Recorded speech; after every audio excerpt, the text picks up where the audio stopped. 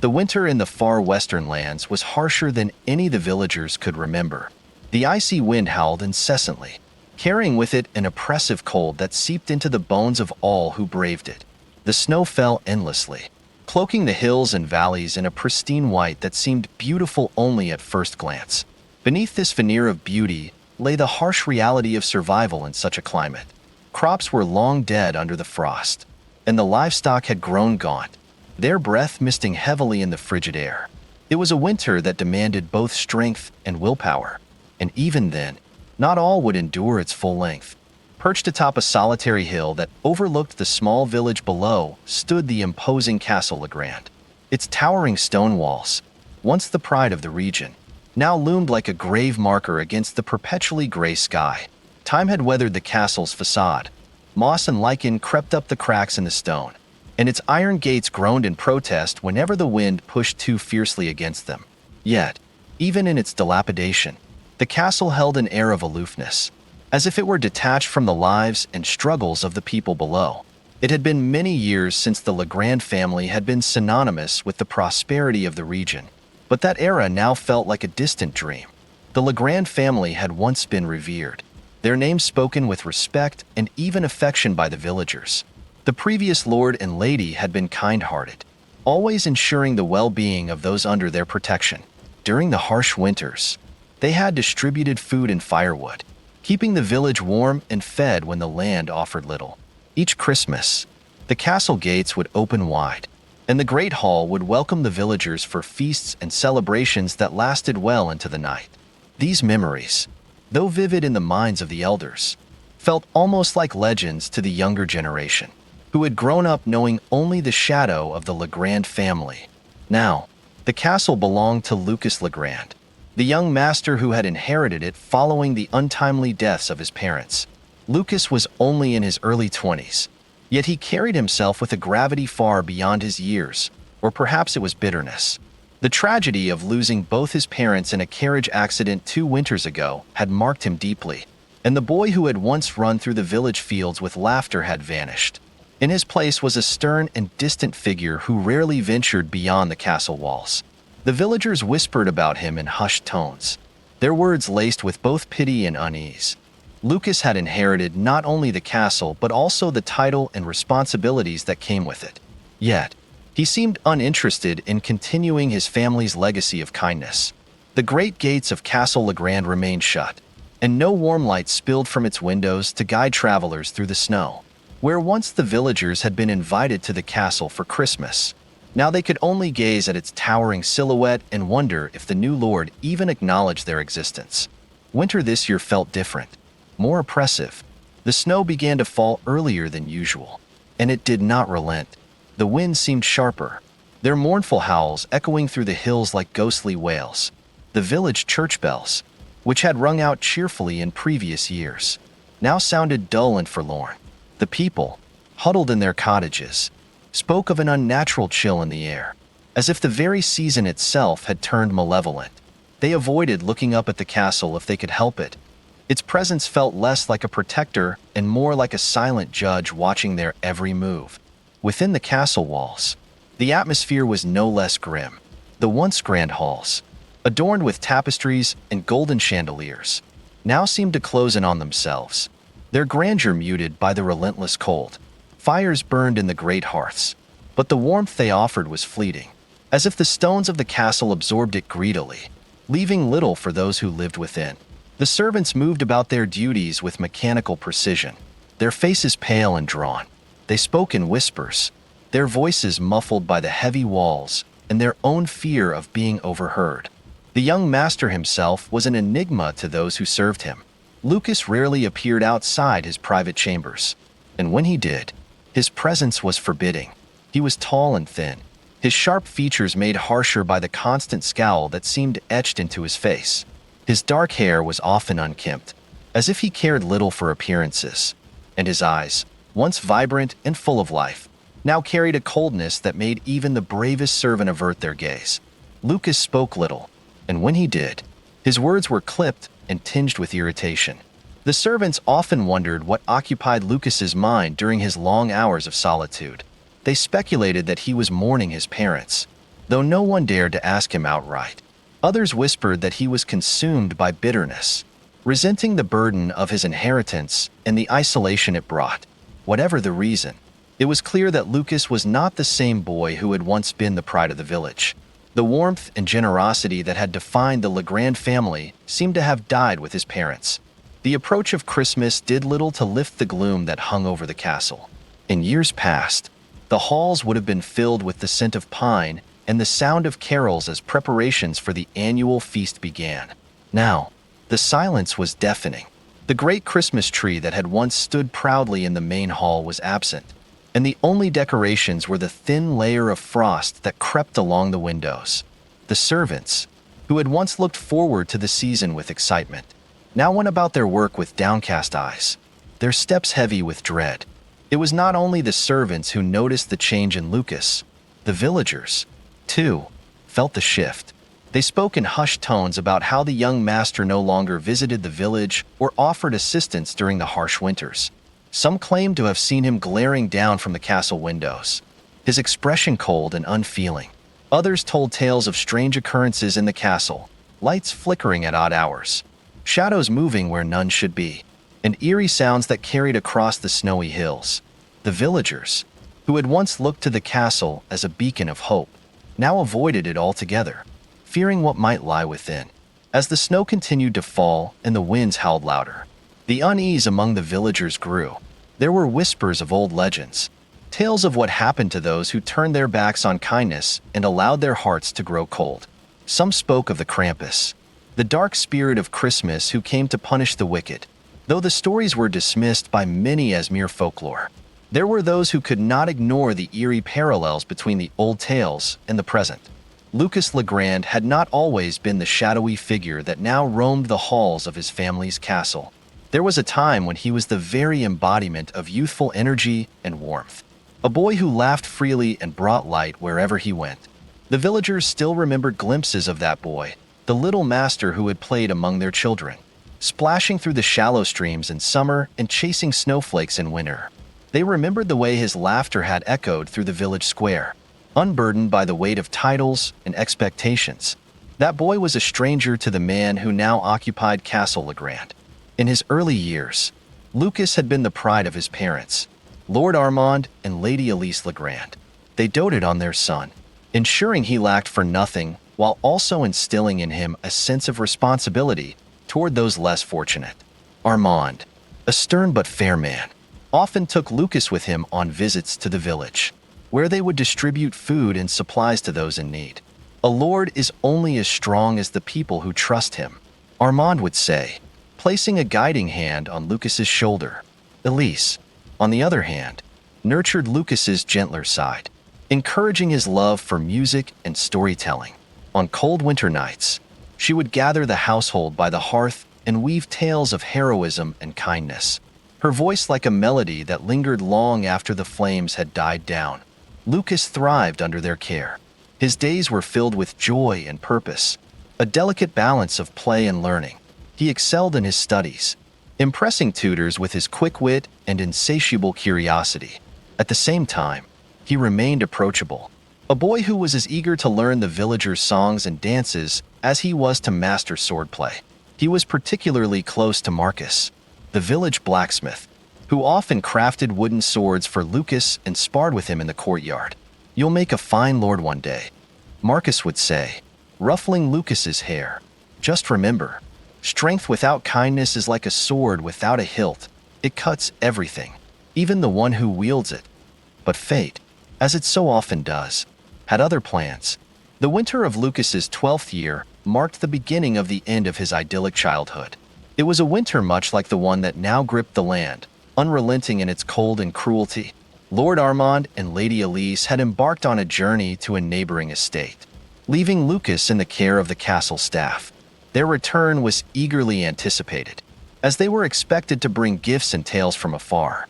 But the carriage never arrived. Days turned into weeks, and the villagers began to whisper of accidents and foul play. Finally, the grim news reached the castle. The carriage had overturned on an icy mountain pass, claiming the lives of both Armand and Elise. Lucas was inconsolable. The vibrant boy who had once danced in the snow now sat motionless by the castle's frosted windows, his gaze vacant. The warmth that had defined his presence seemed to evaporate, leaving behind a coldness that even the roaring hearths could not dispel. The servants tried their best to comfort him, but Lucas pushed them away. Marcus, the blacksmith, made the long trek to the castle to offer his condolences, but even he was met with silence. As the months passed, Lucas's grief hardened into something darker.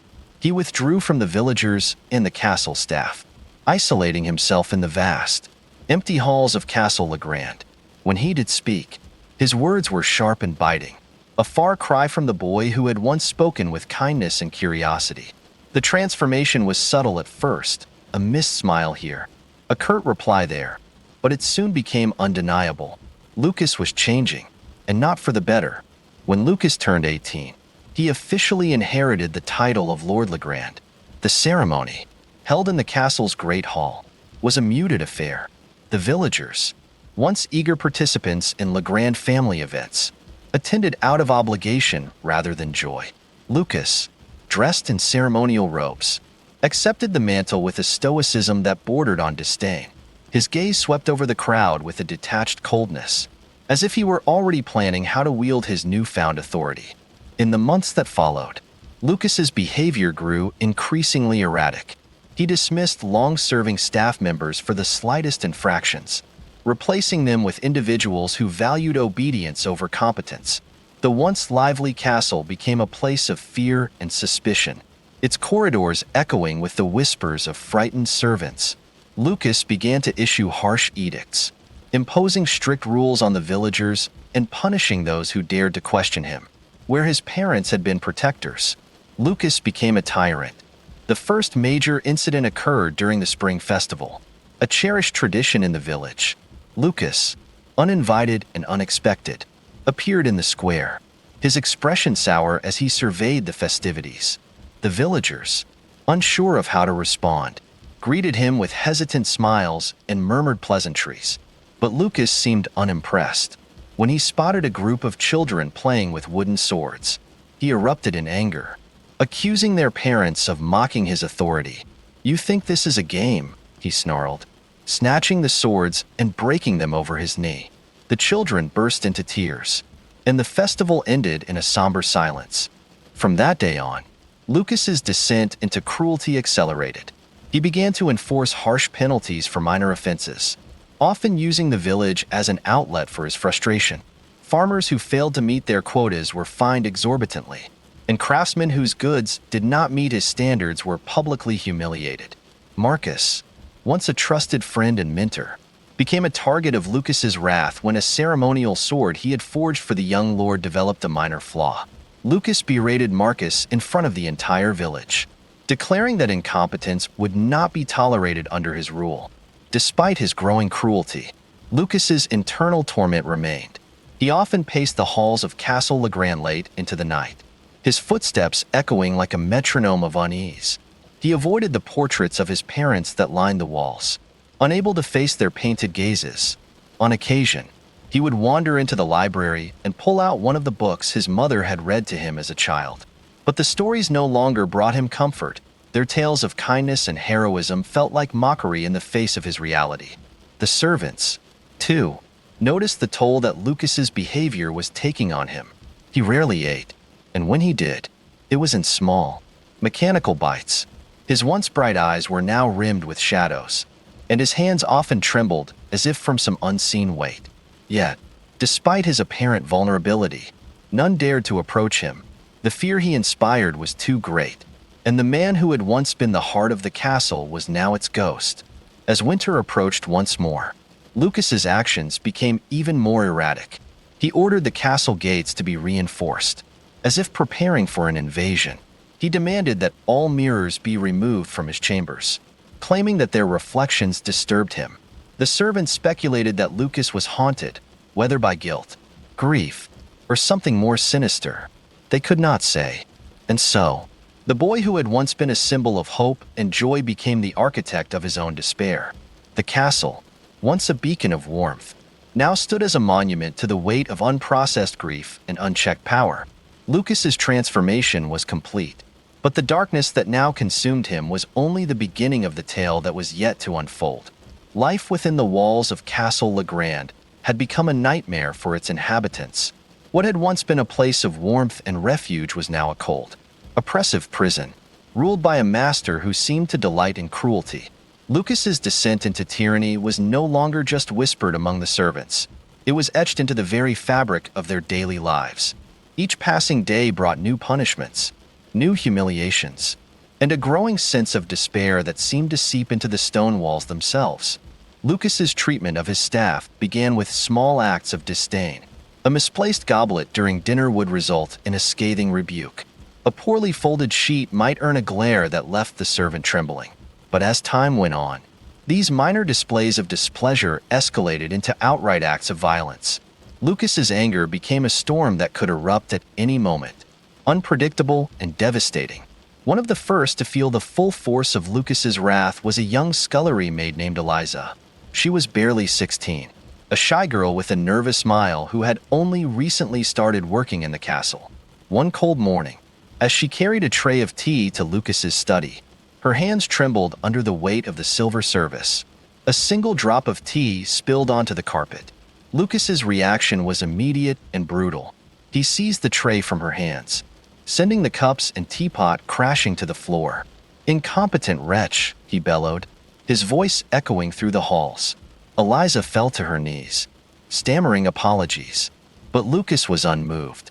He ordered her to clean the mess with her bare hands, ignoring the scalding liquid and sharp shards of porcelain. Eliza's cries of pain haunted the other servants for days, but none dared to speak out. To defy Lucas was unthinkable. The memory of what had happened to the butler, Mr. Edmund, was still fresh in their minds. A loyal servant who had served the Legrand family for decades. Edmund had made the mistake of questioning one of Lucas's orders. His reward had been a public flogging in the courtyard, an act of cruelty that left scars not only on his back, but on the morale of every servant who witnessed it.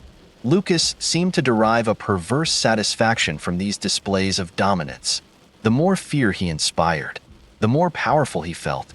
He began inventing new ways to torment his staff, turning their every misstep into an opportunity for punishment. A cook who burned a loaf of bread was forced to kneel in the snow for hours, her hands tied behind her back. A stable boy who failed to properly groom Lucas's horse was locked in the stables overnight, shivering in the bitter cold. The punishments were as arbitrary as they were cruel, leaving the staff in a constant state of anxiety, never knowing when they might be the next target. The few servants who dared to leave the castle found little solace in the village. Lucas's reputation as a tyrant had spread, and the villagers were too afraid to offer refuge to those who fled his wrath.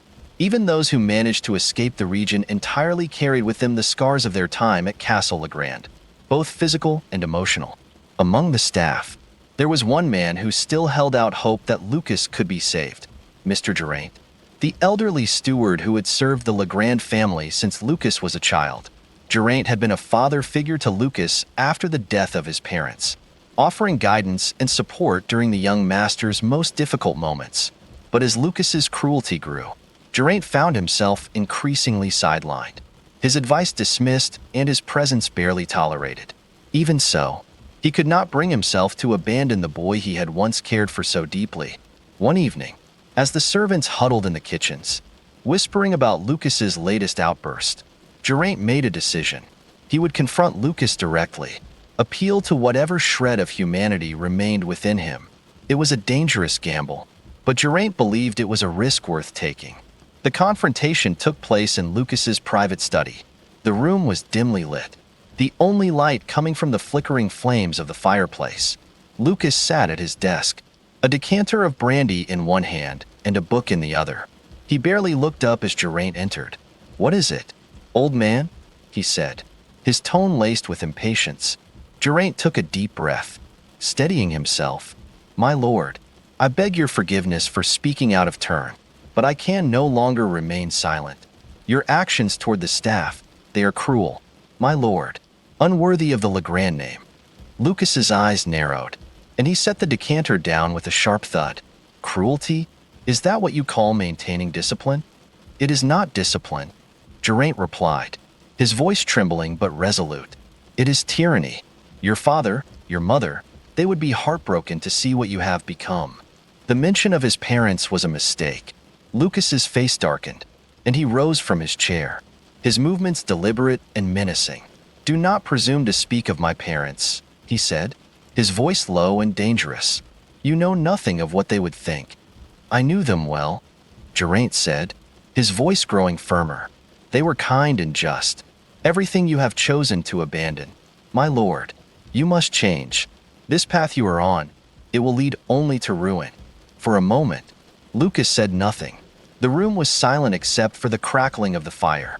Then, with a sudden burst of fury, he swept the decanter off the desk, sending it crashing to the floor. Get out, he snarled. Get out before I forget the years you have served this family. Geraint hesitated, his heart heavy with sorrow, but he knew there was nothing more he could say. He turned and left the study, leaving Lucas alone with his anger. In the days that followed, Lucas's behavior became even more erratic. It was as if Geraint's words had struck a nerve, awakening a turmoil that Lucas could not suppress. He prowled the castle like a restless spirit, his footsteps echoing through the empty halls. The servants avoided him whenever possible, their fear palpable. Even Geraint, who had once been a source of strength for the staff, seemed diminished. His shoulders stooped under the weight of his failure. The castle itself began to reflect the darkness that had taken root within its master. The once pristine corridors grew dusty and neglected, and the great hall, once filled with laughter and music, was now a place of silence and shadows. The windows, frosted over by the relentless cold, let in little light, casting the interior in a perpetual twilight. As winter deepened, so too did the despair that gripped Castle Legrand. The servants, already weary from the endless punishments, began to whisper of strange occurrences. They spoke of doors that creaked open on their own, of footsteps heard in empty hallways, of a chilling presence that seemed to linger just out of sight. Some claimed to have seen shadows moving in the corners of their vision, fleeting but unmistakable. Lucas dismissed these stories as foolish superstition, but even he could not deny the growing sense of unease. At night, he often found himself unable to sleep, plagued by dreams of darkness and cold. In these dreams, he was not the master of Castle Legrand but its prisoner, wandering its endless halls in search of something he could never find. He would wake drenched in sweat, his heart pounding, and for a fleeting moment, he would feel the weight of his actions pressing down on him. But the moment would pass, and his anger would return, stronger than ever. The turning point came one bitterly cold night, when a servant named Marlowe failed to complete his duties to Lucas's satisfaction. The punishment Lucas devised was unlike anything he had done before. He ordered Marlowe to stand outside in the snow, barefoot and without a coat, until dawn. The other servants begged Lucas to reconsider, but their pleas fell on deaf ears. He must learn the consequences of failure, Lucas said, his voice devoid of emotion. By morning, Marlowe was dead. His frozen body was found slumped against the castle wall, his face twisted in a grimace of agony. The servants were horrified, but Lucas showed no remorse. Let this be a lesson to the rest of you, he said coldly, before retreating to his chambers. Marlowe's death marked a new low for Castle Legrand. The staff lived in constant fear, their every action weighed down by the knowledge that even the slightest mistake could cost them their lives. The villagers, too, began to sense the darkness that surrounded the castle. They avoided it whenever possible, their eyes turning downward whenever they passed its gates. And so, the castle that had once been a beacon of hope and kindness became a place of despair and death. Lucas, consumed by his own darkness, seemed beyond redemption, but the servants, though broken and fearful, began to whisper of something else, something darker than Lucas, something that might bring an end to his reign of terror. The whispers spoke of Krampus. The village lay in the shadow of Castle Legrand, both literally and metaphorically. The castle's towering silhouette loomed over the snow-covered rooftops, a constant reminder of the young lord's oppressive rule. The once bustling village square had grown eerily quiet, its cobbled streets now dusted with untouched snow. Only the bravest, or the most desperate, ventured out into the frigid air, their heads bowed and their voices hushed. Yet, even in this stifling silence, a new kind of whisper began to ripple through the community. It started as little more than fragmented phrases overheard in the corners of homes, but soon it grew louder, more insistent, until it was on everyone's lips: the legend of Krampus. It was the village elder, old Gerda, who first dared to speak the name aloud. Sitting by the fire in her modest home, her gnarled hands clutching a cup of steaming broth, she recounted the tale to a group of wide-eyed children. "Krampus," she began, her voice trembling as if the name itself carried power, "is no mere story. He is the shadow of Saint Nicholas, a dark spirit who comes when the snow falls heavy and the nights grow long. He does not bring gifts or joy. No, children. He brings punishment." The children huddled closer, their small faces illuminated by the firelight. One brave boy, his voice barely above a whisper, asked, "Punishment for who?" "For the wicked," Gerda replied, her tone heavy with foreboding. "For those who take joy in cruelty, who revel in the suffering of others. Krampus does not forgive. He does not forget. And when he comes, there is no escape." The tale spread like wildfire. Housewives repeated it as they kneaded dough in their kitchens, their voices tinged with both fear and hope. Blacksmiths and woodcutters muttered it under their breath as they worked, their tools striking rhythmically against anvils and logs. Even the children, who should have been frightened, took solace in the idea that someone, or something, might finally put an end to Lucas's tyranny. It wasn't long before the whispers reached the castle itself. The servants, already terrified by Lucas's increasingly erratic behavior, clung to the legend like a lifeline. In the dimly lit kitchens, they recounted every detail they had heard, embellishing the tale with each retelling. "They say he has horns like a goat," one maid whispered, her hands trembling as she peeled potatoes. "And his eyes, oh, his eyes burn like fire. Don't forget the chains," another servant added, her voice barely audible over the crackling of the hearth. "He drags them behind him, so you hear him coming before you see him." "And the sack," a third chimed in. "They say he carries a sack made of human skin, to stuff the wicked inside and take them away." The more they spoke of Krampus, the more real he seemed. Every creak of the floorboards, every gust of wind that rattled the castle's ancient windows, was enough to send shivers down their spines. Even Lucas's most loyal servants found themselves looking over their shoulders, as if expecting the dark figure to emerge from the shadows at any moment. Lucas, however, was unimpressed. When the legend was first brought to his attention by Geraint, who cautiously suggested it might be wise to ease his punishments, the young lord dismissed it with a derisive laugh. "Krampus," he scoffed, leaning back in his high-backed chair. "You're telling me to fear a children's tale? It is not just a tale, my lord," Geraint replied, his voice steady but firm. "The people believe in it, and belief, as you well know, is a powerful thing." Lucas waved a dismissive hand. "Let them believe what they want. If they think some horn demon is going to save them, they are welcome to their delusions. I rule this land, Geraint, not some ghost story." But the old steward's words lingered in Lucas's mind long after the conversation had ended. He found himself pacing the cold halls of the castle late at night, his thoughts plagued by a vague unease he could not shake. He tried to dismiss it as superstition, but the whispers of Krampus seemed to follow him wherever he went. Even his dreams offered no respite. They were filled with dark figures and fiery eyes, and the sound of chains clinking in the distance. Meanwhile, in the village, the legend of Krampus began to take on a life of its own. Stories emerged of people who had encountered the dark spirit in years past, though none could say for certain if they were true. One woman claimed her great-grandfather had been taken by Krampus after a life of greed and cruelty. Another swore she had seen the creature herself one snowy Christmas Eve, its massive form silhouetted against the moonlit sky. Each story was more elaborate than the last, and together they painted a vivid picture of a being both terrifying and just. The villagers' fear of Krampus was tempered by a strange sense of hope. They began to leave offerings at the edge of the forest, small tokens of food, coins, or trinkets, hoping to appease the spirit and perhaps direct its wrath toward Lucas. Even old Gerda, who had once warned the children to beware of Krampus, was seen leaving a bundle of dried herbs and a lit candle near the castle gates.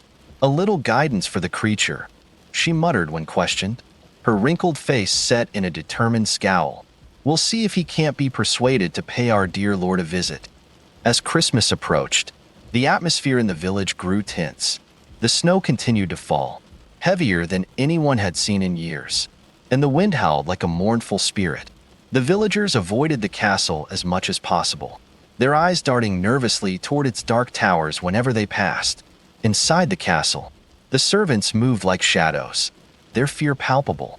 Even Lucas, who had always prided himself on his composure, seemed more irritable than usual, snapping at his staff for the slightest perceived offense. One night, as the servants gathered in the kitchen to share their evening meal, the conversation inevitably turned to Krampus. "Do you think he'll come?" a young footman asked, his voice barely audible over the crackling fire.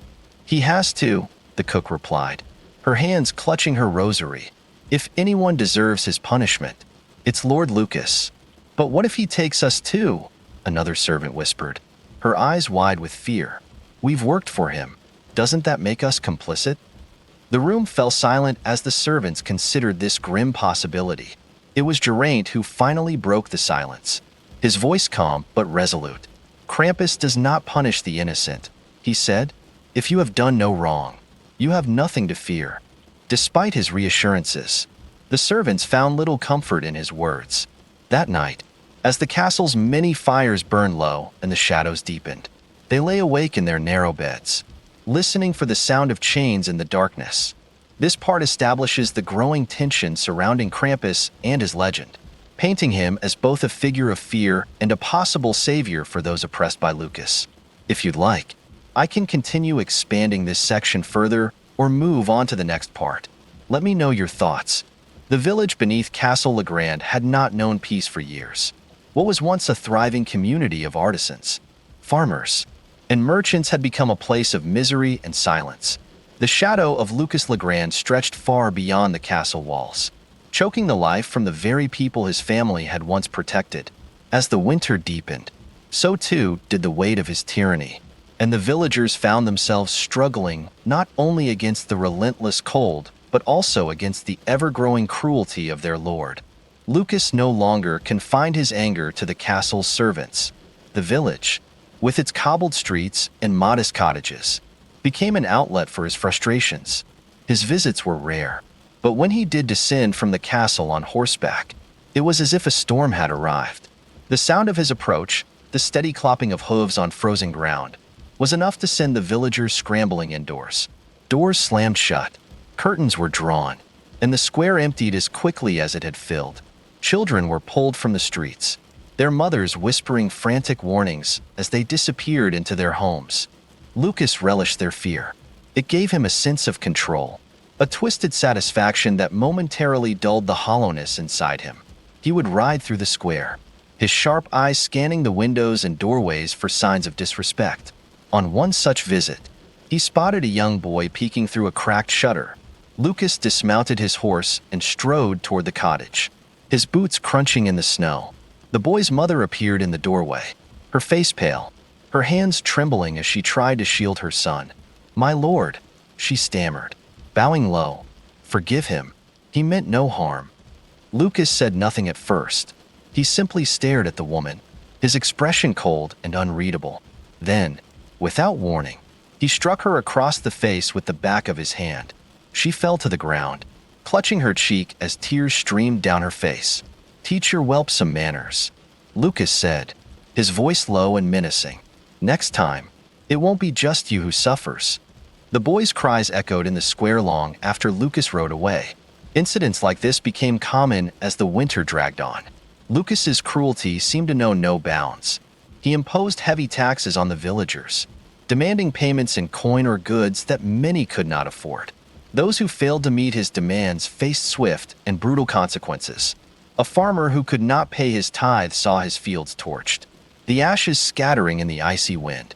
A baker who resisted handing over her last sack of flour was dragged into the square and humiliated in front of her neighbors. The worst of Lucas's wrath, however, was reserved for Marcus, the village blacksmith. Once a trusted friend and mentor, Marcus had fallen out of Lucas's favor long ago. But he had always managed to avoid the young lord's direct attention, until now. It was a cold, gray morning when Lucas rode into the square and dismounted in front of Marcus's forge. The blacksmith emerged, his hands blackened with soot, his face lined with age and weariness. "My lord," Marcus said, bowing slightly, "what brings you here?" Lucas ignored the greeting. Instead, he held up a sword, its blade gleaming despite the overcast sky. "You call this craftsmanship?" he sneered, tossing the weapon to the ground at Marcus's feet. "It's an insult." Marcus bent to retrieve the sword, examining it with practiced eyes. He could see no flaw, but he knew better than to argue. "I will make it right," he said, his voice steady. "You will," Lucas replied. "But first, you will pay for your incompetence." Before Marcus could respond, Lucas drew a riding crop from his belt and struck the blacksmith across the back. The villagers, who had gathered at the edge of the square, gasped in horror but dared not intervene. Marcus did not cry out, but the pain in his eyes was evident as Lucas delivered blow after blow. When he finally stopped, Marcus lay on the ground, his breath coming in ragged gasps. "Let this be a lesson," Lucas said, his voice ringing out over the silent square. "Mediocrity will not be tolerated." The villagers' anger simmered beneath the surface, but fear kept them in check. They whispered among themselves, their voices heavy with frustration and despair. "How much longer can we endure this?" they asked one another in the safety of their homes. "How much more will he take from us?" It was old Gerda who gave voice to their unspoken hopes. "He will not go unpunished," she said one evening, her words carrying over the crackling of the communal fire. "Krampus is watching." The name sent a shiver through the gathered villagers, though they had spoken of Krampus in hushed tones for weeks. Hearing it said aloud made the legend feel all the more real. "Do you truly believe he will come?" a young woman asked, her voice trembling. Gerda nodded, her eyes gleaming with conviction. "He comes for the wicked, and there is none more wicked than Lucas Legrand. Mark my words, the time of reckoning is near." The villagers clung to her words like a lifeline. They began leaving offerings at the edges of the forest, just as they had before. Small bundles of food, coins, and trinkets appeared in the snow, each one a silent plea for justice. Some villagers even dared to whisper prayers to Krampus, their voices trembling as they invoked his name. Lucas, of course, remained oblivious to the villagers' hopes and fears. He continued to wield his power with unchecked cruelty, oblivious to the growing tension in the village. But the signs of impending doom were everywhere. If only he had cared to notice. The snow fell heavier than ever, burying the fields and making travel nearly impossible. The winds howled with an almost human anguish, rattling the shutters and shaking the castle's ancient foundations. Even the animals seemed uneasy, their cries piercing the night with a strange, mournful quality. And then, one night, the first true sign appeared. It was a young shepherd boy who saw it first. He had been out late, searching for a lost lamb, when he noticed a figure moving through the trees at the edge of the forest. At first, he thought it was a deer, but as he crept closer, he realized it was something else entirely. The figure was tall and hunched, its outline blurred by the falling snow.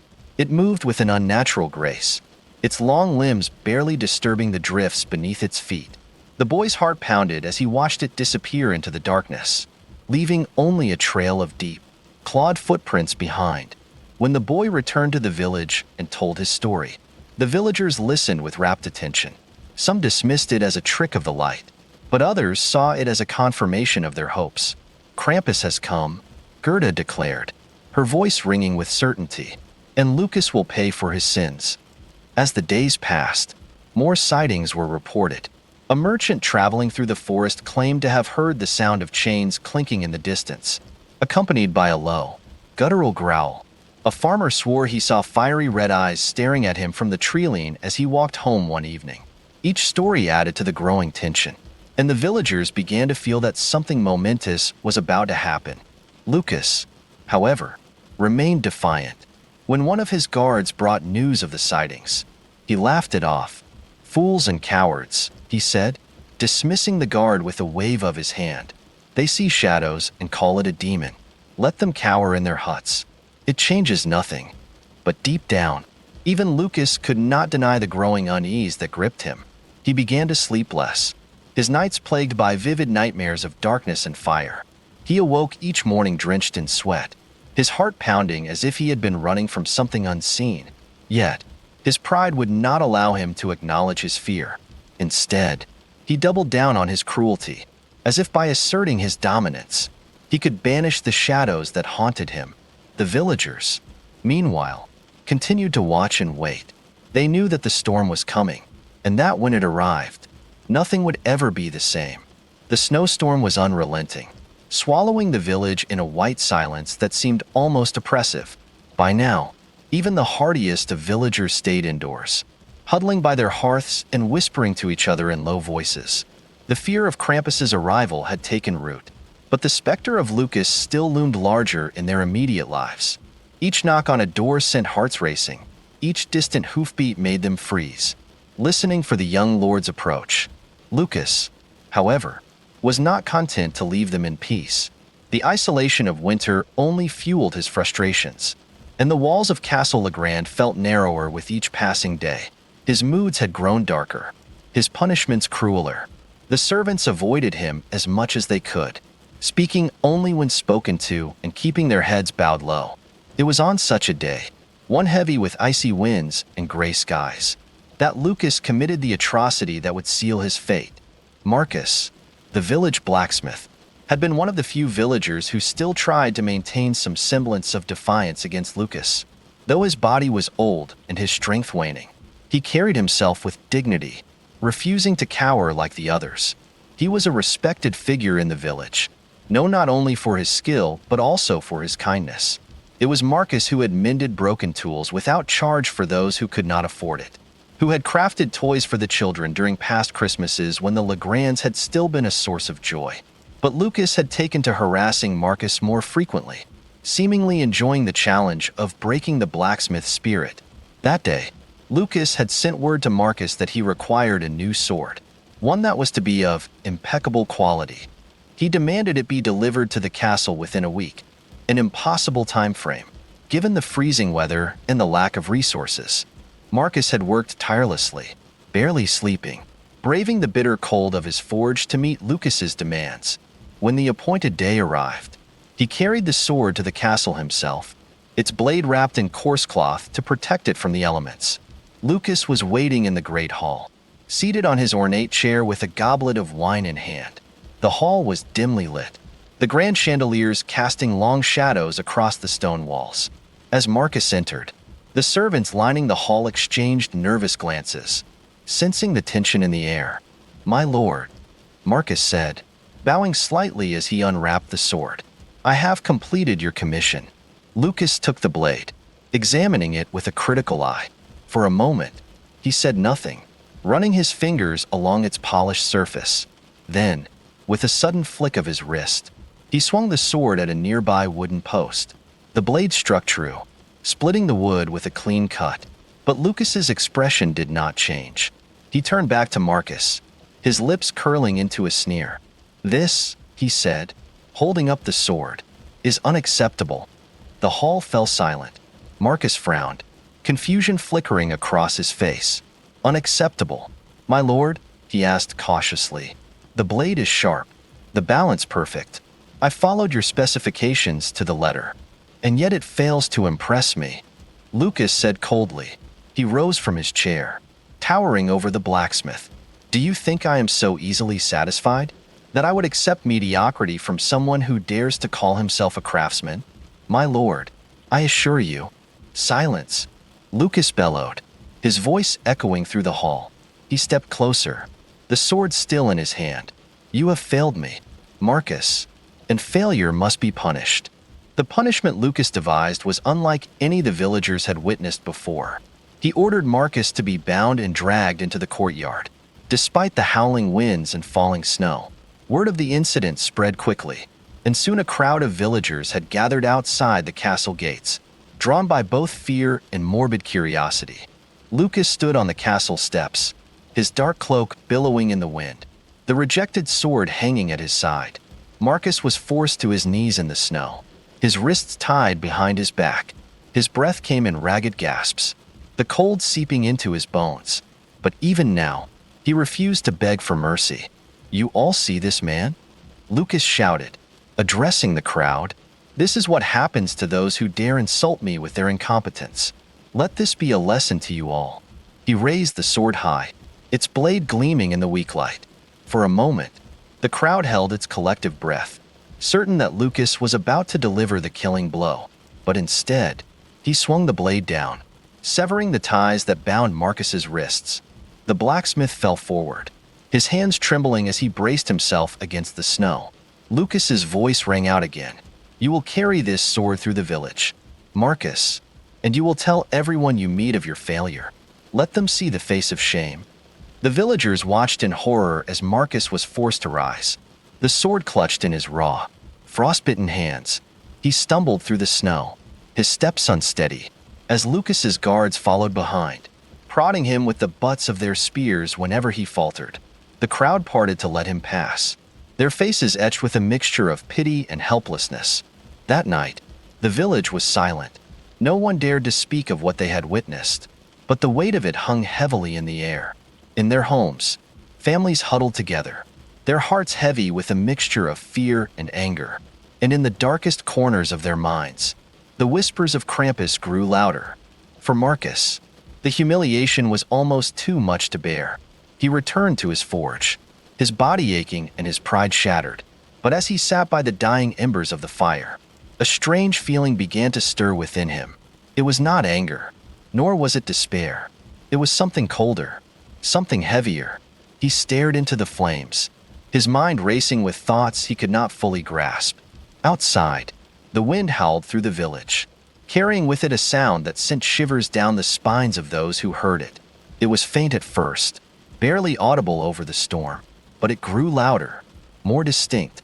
The clinking of chains, the low rumble of a guttural growl, the crunch of heavy footsteps in the snow. Those who dared to look outside saw nothing but darkness, but in their hearts, they knew Krampus was near. While the villagers trembled in their homes, Lucas remained in his castle, oblivious to the storm brewing around him.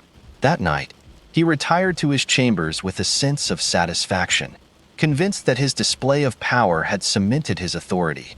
But sleep did not come easily. As he lay in his grand bed, the fire in the hearth casting flickering shadows across the room, he was plagued by a growing unease. His thoughts were scattered, his mind racing with images he could not control. The face of Marcus, lined with pain and defiance, the murmurs of the crowd, their fear barely concealing their resentment, the sound of the wind, howling like a mournful wail. And then, as the fire burned low, Lucas dreamed. He stood in the great hall of Castle Legrand, but it was not as he remembered it. The chandeliers were dark, the walls cloaked in shadows. The air was thick with an unnatural chill, and the silence was deafening. Slowly, he became aware of a presence behind him, a towering figure shrouded in darkness. He turned, his heart pounding, and saw it, horns curling from its head, fiery eyes glowing like embers, chains dangling from its massive frame. "Lucas," the creature rumbled, its voice like the crack of thunder. "Your time has come." Lucas awoke with a start, his chest heaving, his skin slick with sweat. For a moment, he sat in the darkness, his heart racing as the remnants of the dream lingered in his mind. But then he shook his head, dismissing it as a product of his own imagination. He rose from his bed, poured himself a goblet of wine, and gazed out the frost-covered window. Outside, the snow continued to fall, blanketing the village in an eerie stillness. But as Lucas stared into the night, he thought he saw something moving among the trees. A shadow, tall and hunched, its movements impossibly smooth. He blinked, and it was gone.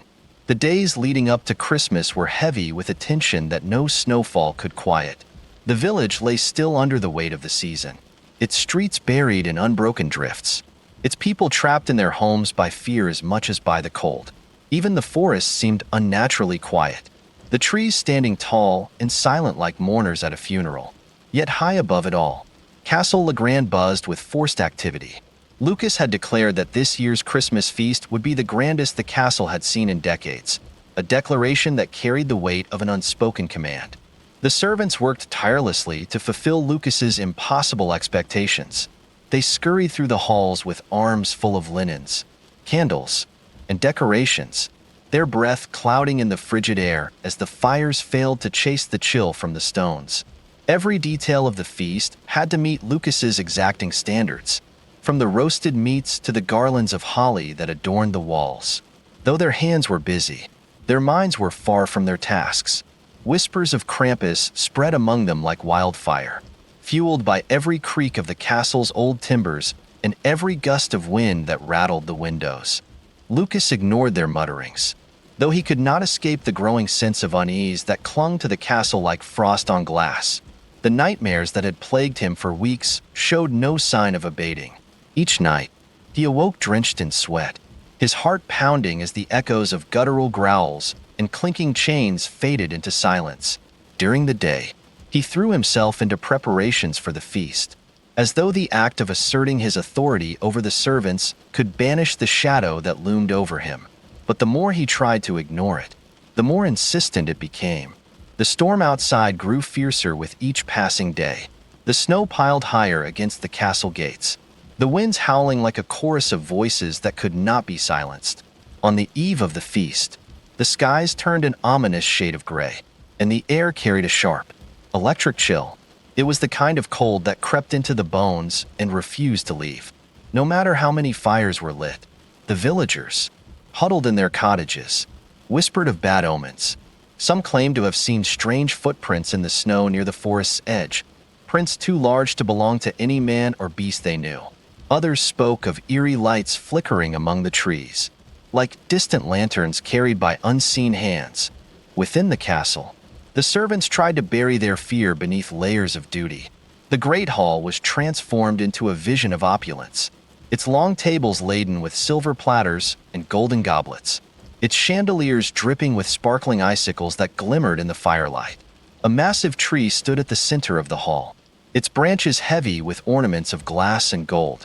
The sight was beautiful, but it did little to lift the spirits of those who had labored to create it. They moved about like ghosts, their eyes darting toward the windows, half expecting to see a pair of fiery red eyes staring back at them. Lucas strode through the hall, inspecting their work with a critical eye. He wore a finely tailored coat of deep crimson, its edges trimmed with black fur. A golden chain hung across his chest, glinting in the firelight. He looked every bit the lord of the castle, but there was a stiffness to his movements, a tension in his jaw that betrayed his inner turmoil. "It will do," he said at last, his voice sharp and clipped. The servants exhaled in silent relief and hurried to complete their tasks, eager to avoid his attention. As the evening descended, the first of the guests began to arrive. They came not from the village, which had long since ceased to be a source of companionship for Lucas, but from neighboring estates. These were lords and ladies of questionable reputation, men and women who shared Lucas's disdain for the common folk and reveled in displays of excess. They arrived in carriages drawn by tired horses, their wheels crunching through the snow as they approached the castle gates. The servants greeted them with strained smiles, their hands trembling as they took coats and led the guests into the warmth of the hall. The atmosphere inside the great hall was a stark contrast to the bleakness outside. The fires roared in their hearths, casting flickering light on the richly adorned walls.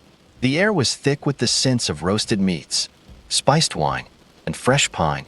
Laughter and conversation filled the space, though it was the brittle kind, edged with sharpness and insincerity. Lucas moved among his guests with the ease of a practiced host, his forced smile hiding the storm that brewed within him. He drank deeply from his goblet, the wine burning a path down his throat and dulling the edges of his unease. But no amount of wine could silence the whispers of his conscience. As the night wore on, Lucas found himself glancing toward the shadows that pooled in the corners of the hall, his ears straining for sounds beyond the revelry. Once or twice, he thought he heard the faint clink of chains, but when he turned to look, there was nothing there. He shook his head, cursing his own foolishness, and returned to his guests. Midnight drew closer, and the feast reached its peak. The guests grew louder, their laughter more raucous as they indulged in the castle's plentiful offerings. Lucas, emboldened by drink, stood at the head of the table and raised his goblet high. "A toast," he declared, his voice ringing out over the hall. "To power, to wealth, and to those who have the strength to take what is theirs." The guests cheered, raising their goblets in response. But even as they drank, the air in the hall seemed to change. The warmth of the fires dimmed, and a cold draft swept through the room, snuffing out several of the candles. The laughter faltered, replaced by murmurs of confusion. Lucas frowned, lowering his goblet as he scanned the room. "What is this nonsense?" he barked. "More wood for the fires.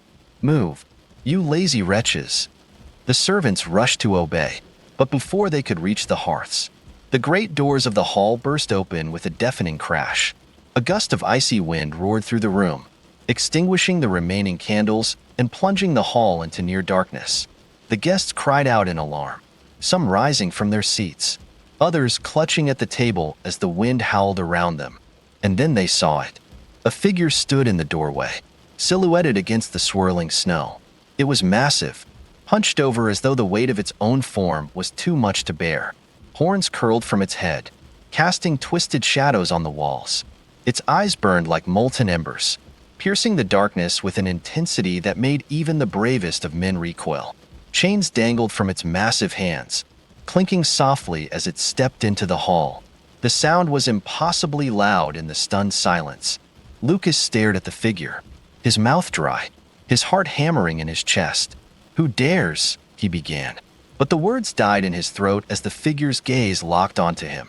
The creature's lips curled back, revealing sharp, yellowed teeth.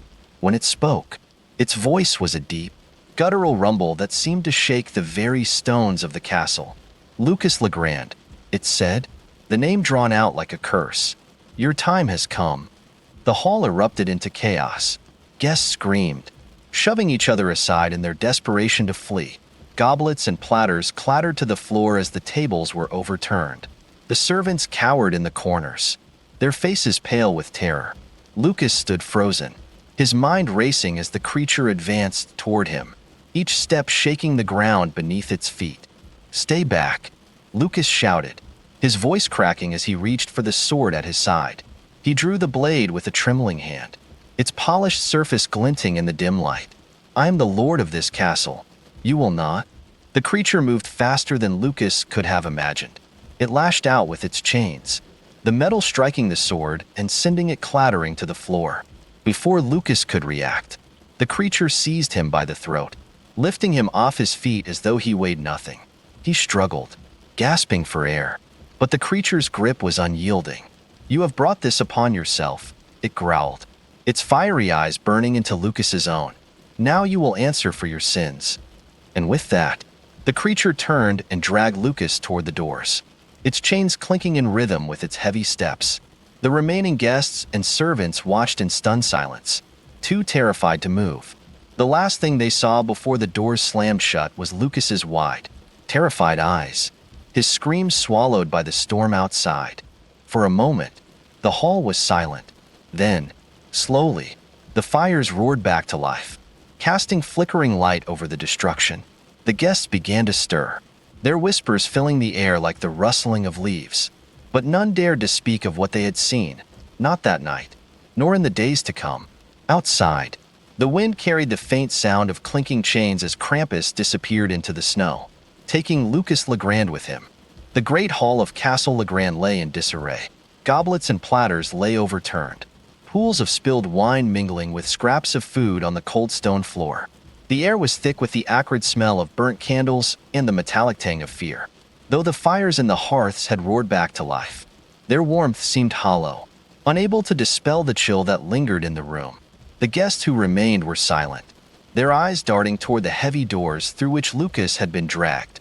No one dared move.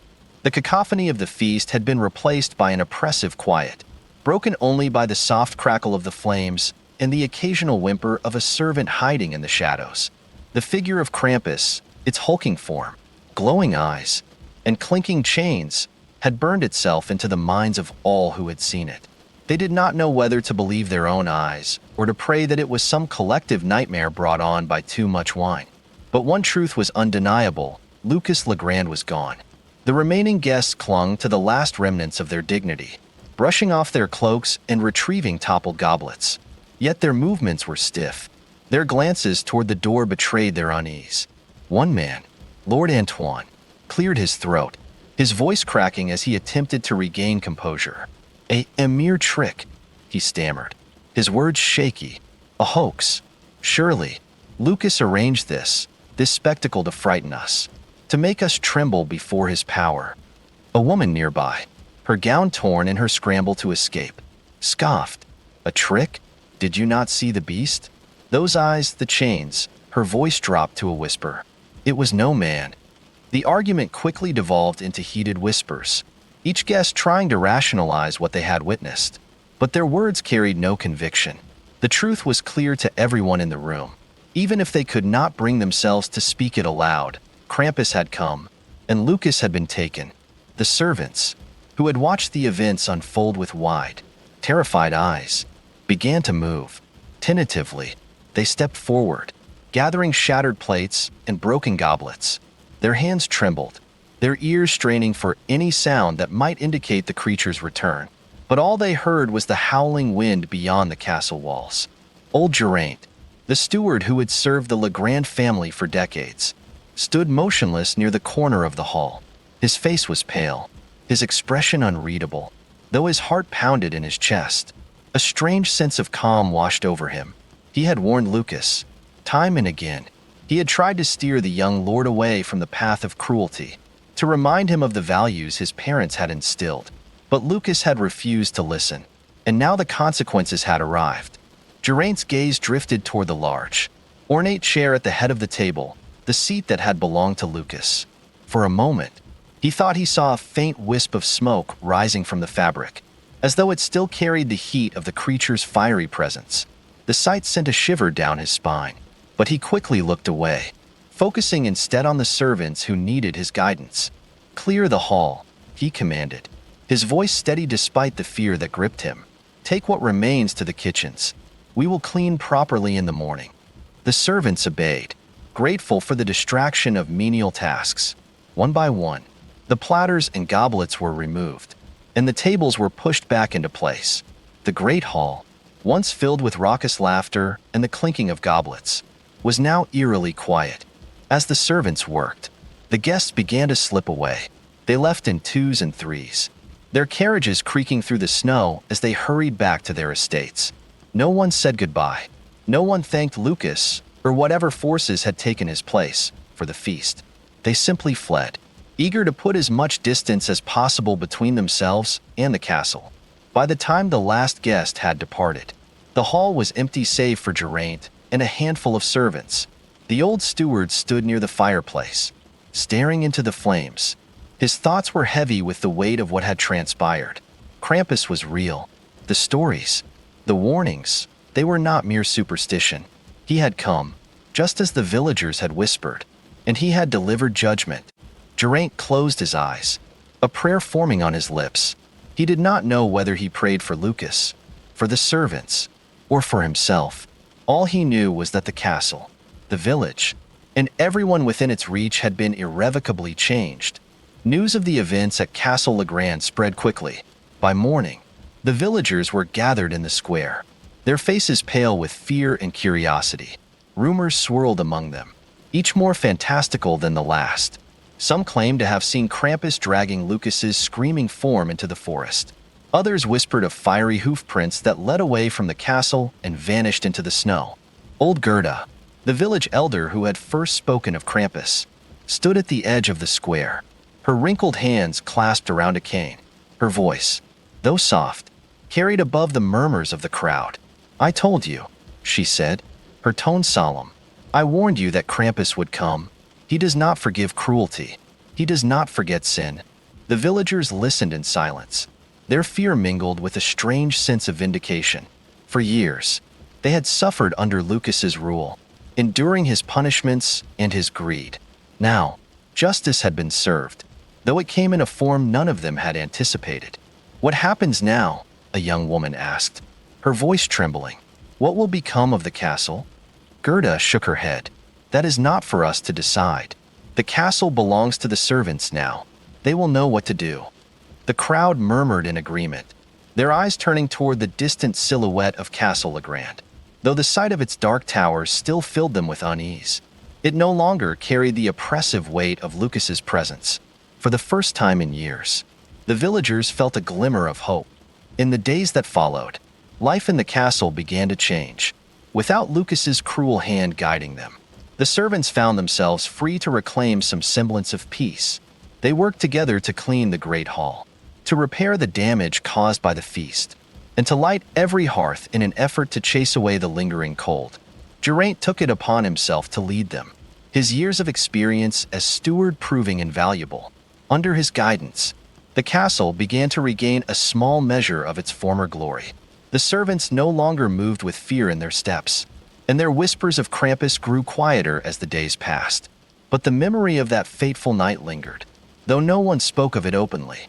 They all remembered the sight of Lucas being dragged from the hall, his screams echoing in their ears.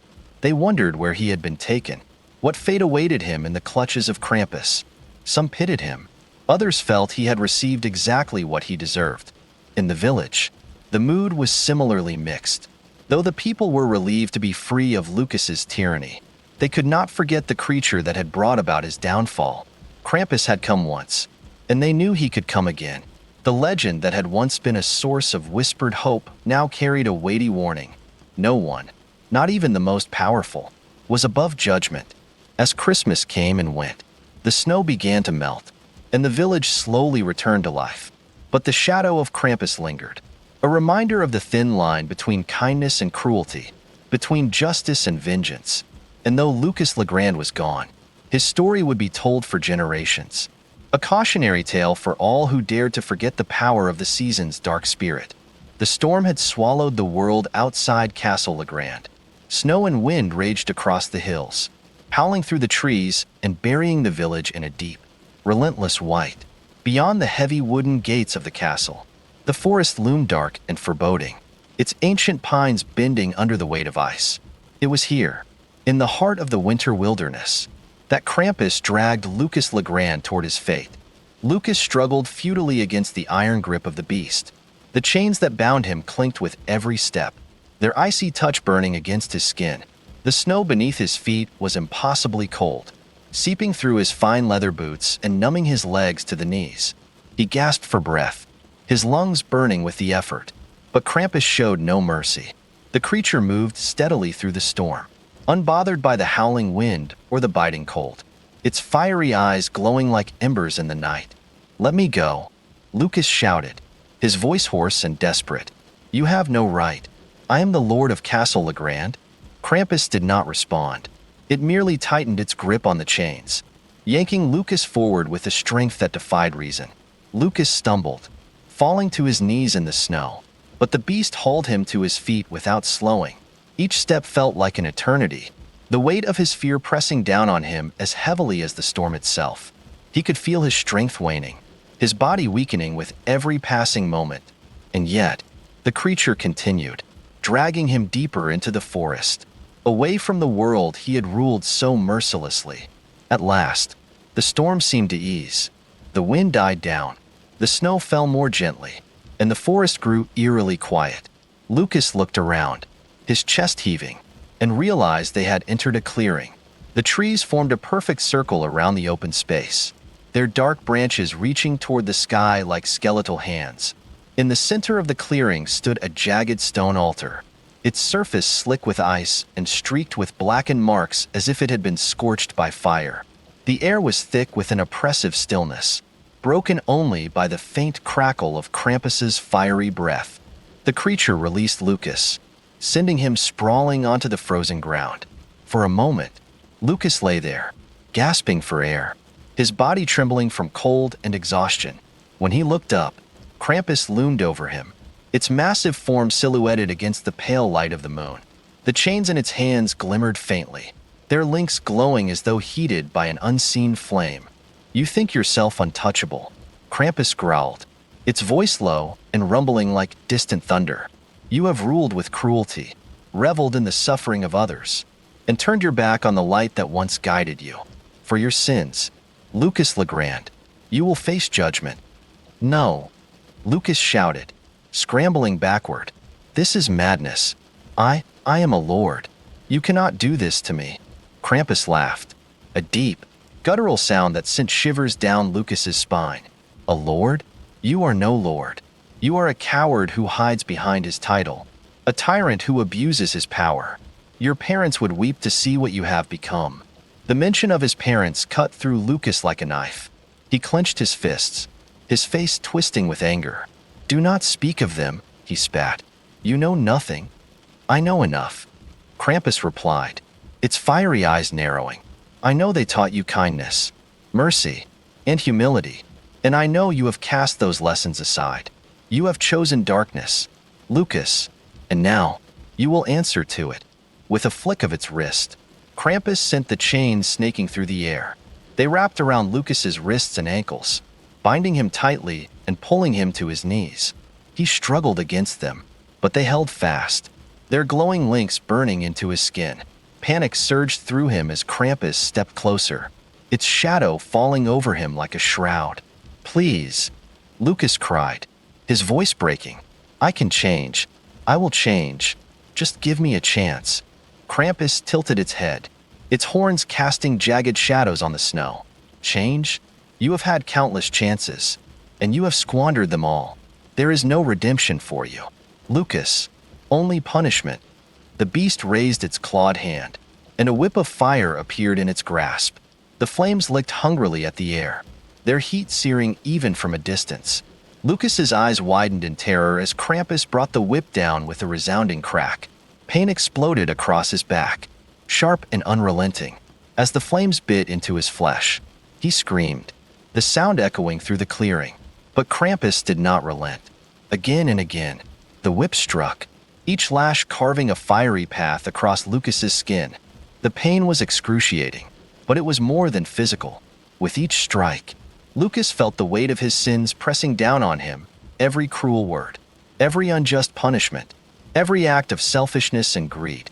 The memories flooded his mind, overwhelming him with their intensity. He saw the faces of the villagers he had tormented, the servants he had abused, the people he had betrayed. Their pain became his own, a relentless tide that threatened to drown him. "Enough," he sobbed, his voice hoarse and raw. "Please, enough." But Krampus did not stop. It continued its punishment, its fiery eyes unblinking as it delivered judgment. Lucas's screams grew weaker, his body sagging under the weight of his agony. The world around him blurred, the clearing dissolving into a haze of light and shadow. He felt himself slipping away, his consciousness fading, and for a moment, he welcomed it. Anything was better than the torment he endured. When the punishment finally ended, Lucas collapsed to the ground, his body trembling and broken. The chains around him loosened, falling away with a soft clink. He lay there, unmoving, as Krampus stood over him, its fiery gaze unrelenting. "You have been judged," the beast rumbled. "Your sins have been laid bare, and you have paid the price. But your punishment is not over, Lucas Legrand. It has only begun."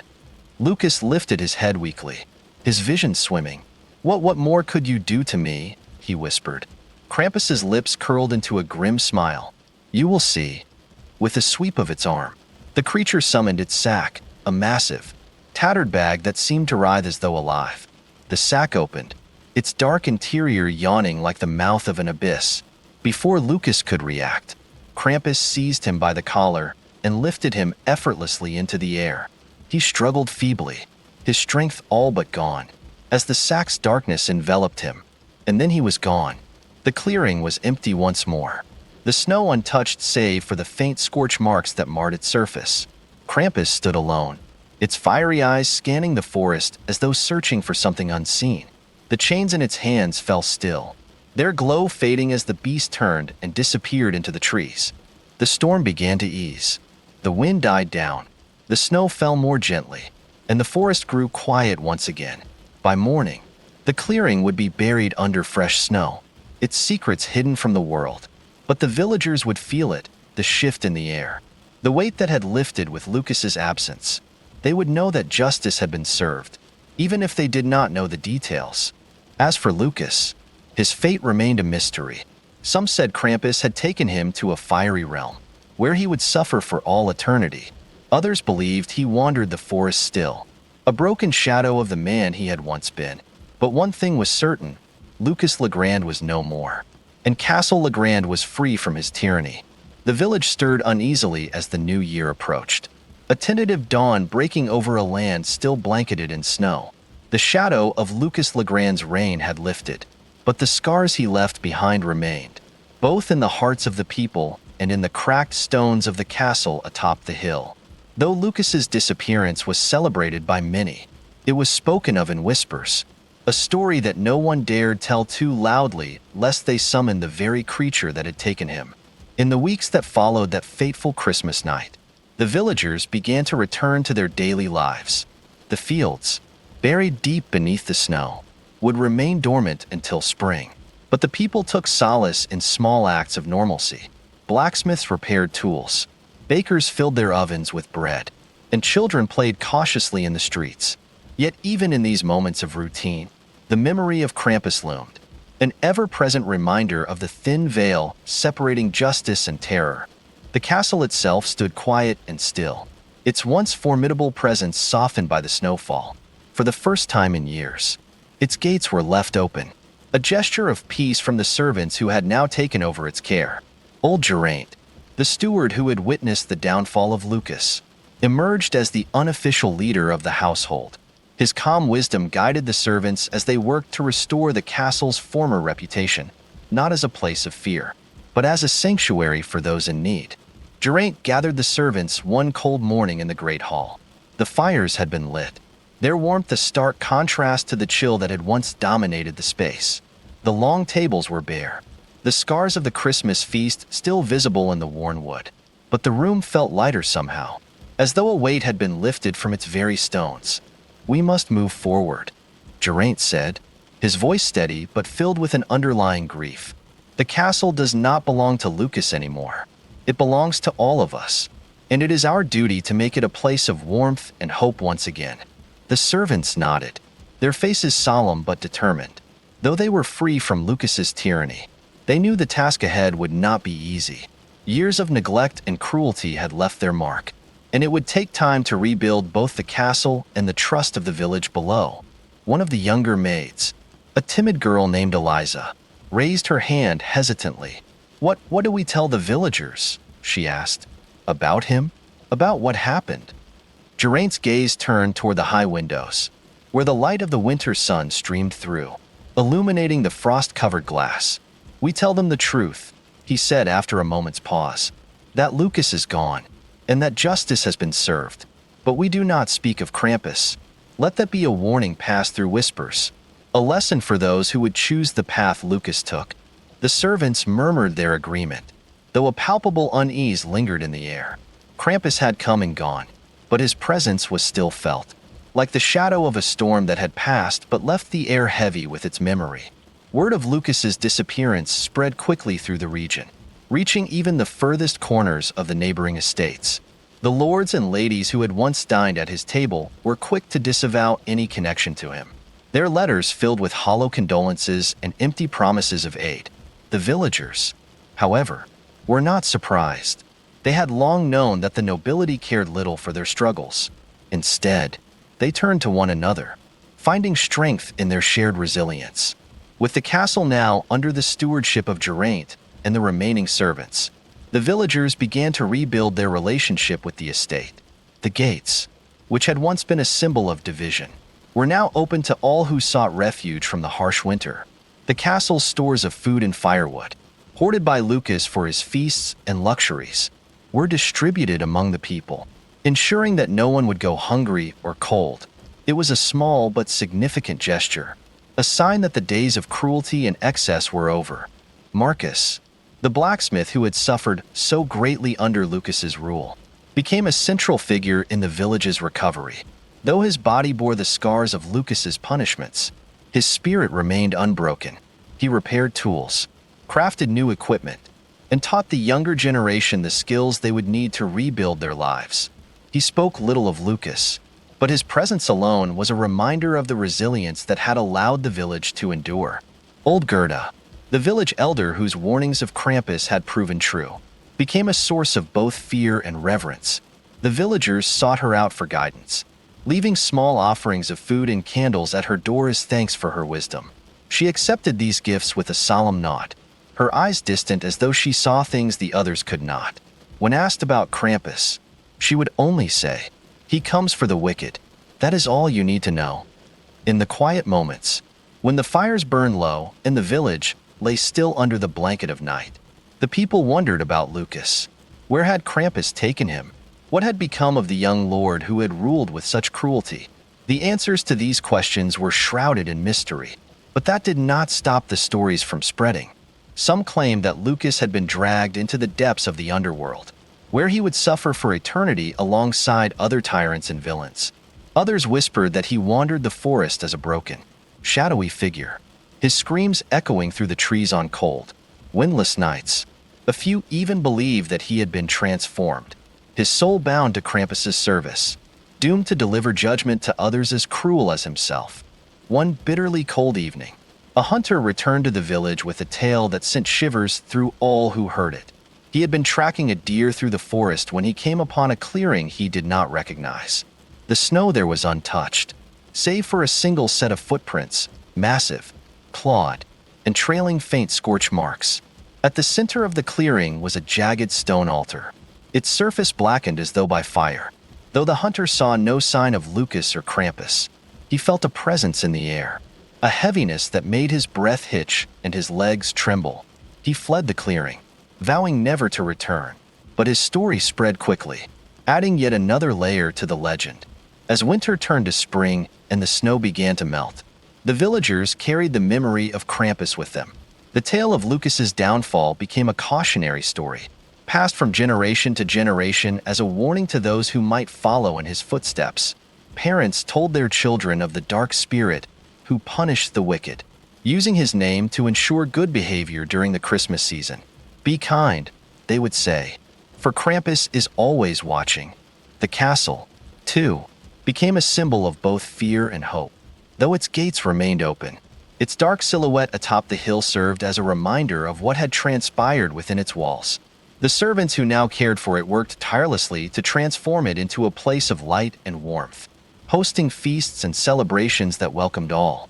But even in these moments of joy, the shadow of Lucas and the judgment of Krampus lingered, a part of the castle's history that could not be erased. Geraint, who had seen more than he ever cared to speak of, remained at the heart of the castle's transformation. He guided the servants with a steady hand, ensuring that the values of kindness and humility were upheld. Yet, in the quiet of the night, when the halls were empty and the fires burned low, he would sit alone by the hearth, staring into the flames. His thoughts would drift to Lucas, to the boy he had once cared for, and to the man he had become. He wondered if there had been anything more he could have done, any words that might have saved him from his fate.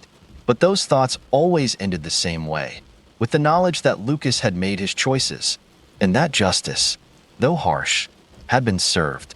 Years passed, and the village grew stronger, its people united by the trials they had endured. The memory of Lucas Legrand and the visit of Krampus faded into legend, a tale told around fires on cold winter nights.